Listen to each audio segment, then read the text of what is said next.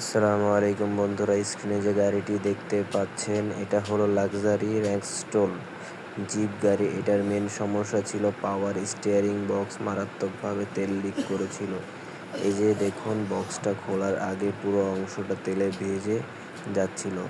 অনবরত oil leak করার কারণে স্টিয়ারিং ও শক্ত হয়ে গিয়েছিল এবং গাড়ি চালাতে কাস্টমারের খুব কষ্ট হচ্ছিল। এরপর বক্সটি আমরা লেদ ওয়ার্কশপ নিয়ে নিখুঁতভাবে কাজ করাই, আর এই নিখুঁত লেদ থেকে কাজ শেষ করে আনার পর স্টিয়ারিং বক্সের চেহারাটা কত ফ্রেশ আর একদম নতুনের মতো হয়ে গেছে। এখন এটার অয়েল লিক 100 বন্ধ হয়ে যদিও শেষ মুহূর্তে গাড়ি ফিটিং করার ভিডিওটা করা হয়নি, তবে জিপের স্টিয়ারিং এখন পানির মতো হালকা। কাজটা কেমন লাগলো কমেন্টে জানাবেন, আর আপনারা এই মেকানিকের ভাইয়ের পেজে চ্যানেলটি একটা ফলো এবং সাবস্ক্রাইব করে পাশে থাকুন। ধন্যবাদ।